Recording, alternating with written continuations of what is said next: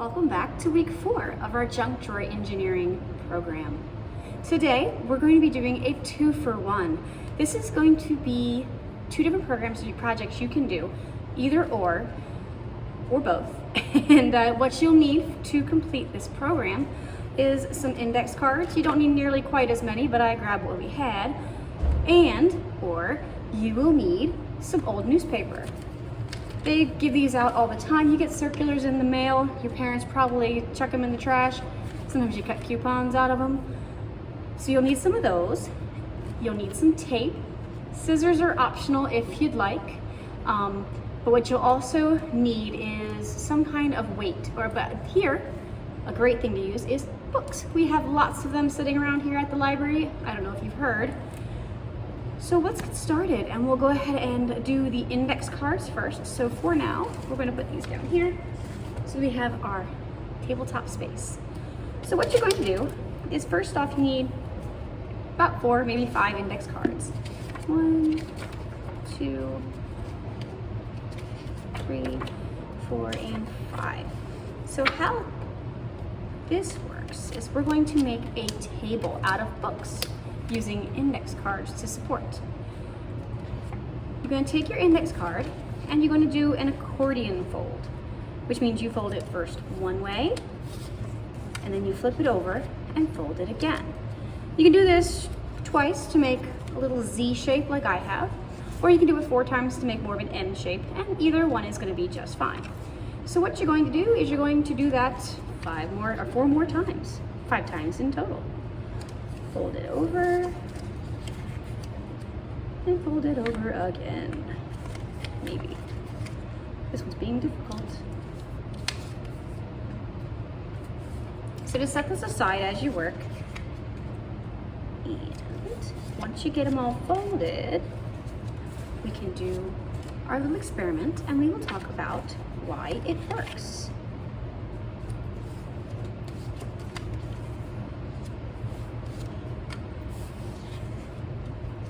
This is not so exciting, I know.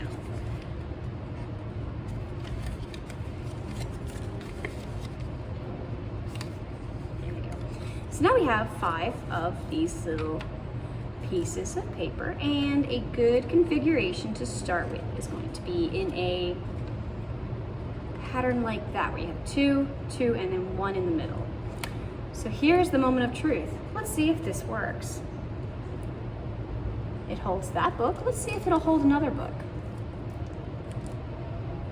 Ooh. And we can always make a little game out of it and see how high we can stack our books. So I've got 4 good-sized books on there, and it's doing just fine. So let's move on to our next project. This one's going to involve a little more creativity, a little more work, but it's something that you can play with and enjoy. So for this one, what you want to do is take about half the length of your circular coupon book, whatever they send you in the mail, and you're going to roll it as tight as you can, because that'll make it stronger. So you can roll it, roll it, roll it.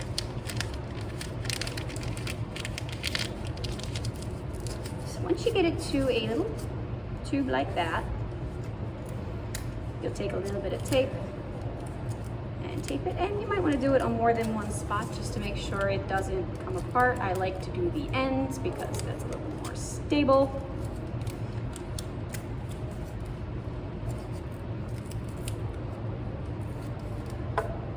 So just like that. This is going to be a little trickier, because you're not going to be able to have them stand on their own. You're going to have to kind of figure out a way to make it so they stand.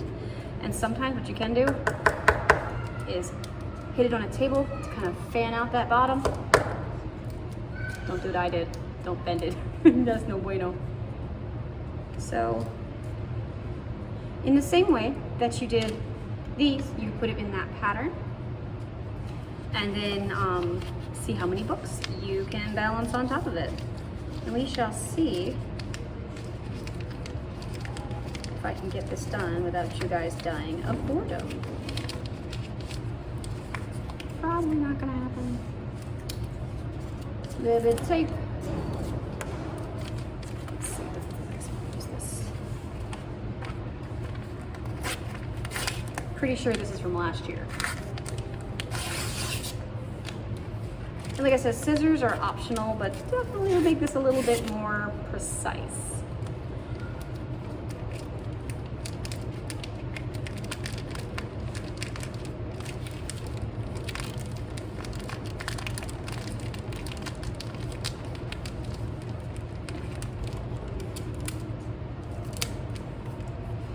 Here's one, and that one is just a little bit too far gone. The good thing is, newspaper is easy enough to come by that we can just pick and choose. That was better. Which ones we use. That's a President's Day sale from last year.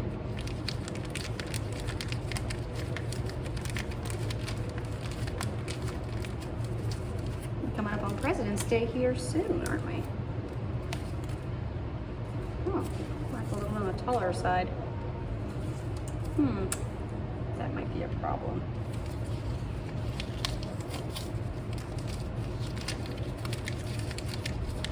So it is important to make sure they're all about the same size. Otherwise your tower will be a little bit tilted.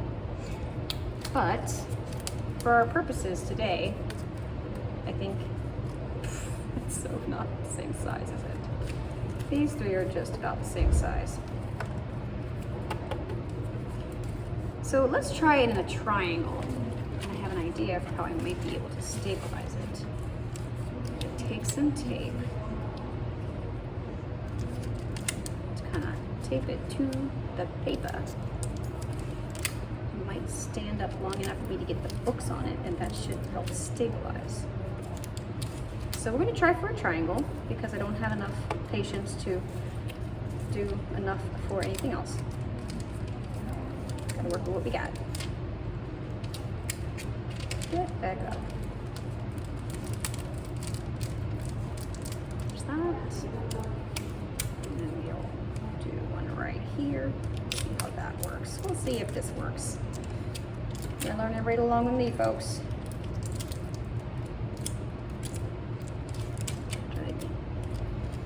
Where are you going? Well, one of our little towers bowed out. So now, what we're going to do is flip this over, let them hang a little bit. And what we have is a little tripod of 3. Let's see if this works. And you might have to play with it. It very likely will need more than 3.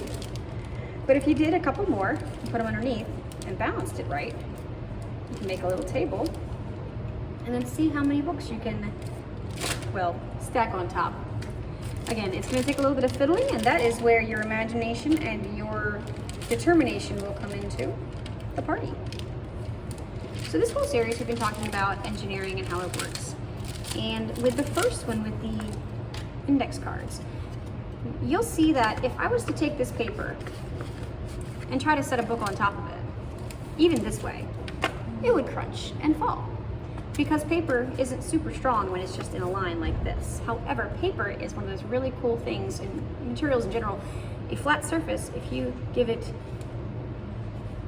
this shape, or it's like with the I-beams, if you look at a building, girders, iron girders that support skyscrapers, they're usually shaped like an I, kind of like this.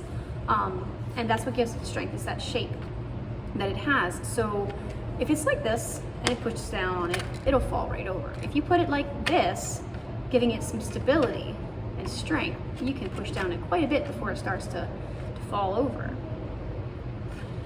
So that is our last experiment for junk drawer engineering. And if you're wondering if there's a place that you can find other activities for junk drawer engineering, this is part of a whole series. There's also junk drawer chemistry and junk drawer physics that's available at the library system here in Wicomico County. And this whole book is where I got every single activity we did this month. So every single one has different things you can do using things around your house. This is called Junk Drawer Engineering by Bobby Mercer. And this book is available to order and check out through the library, so you can look through it yourself and find other projects that maybe I didn't cover in our series that you might learn a lot from and have a lot of fun doing with your family and with your friends. Well, that's all we have for today. Thank you for joining me on this lovely journey of discovery and learning. I learned that I don't know how to cut things in the same length, but we learn something every day, don't we?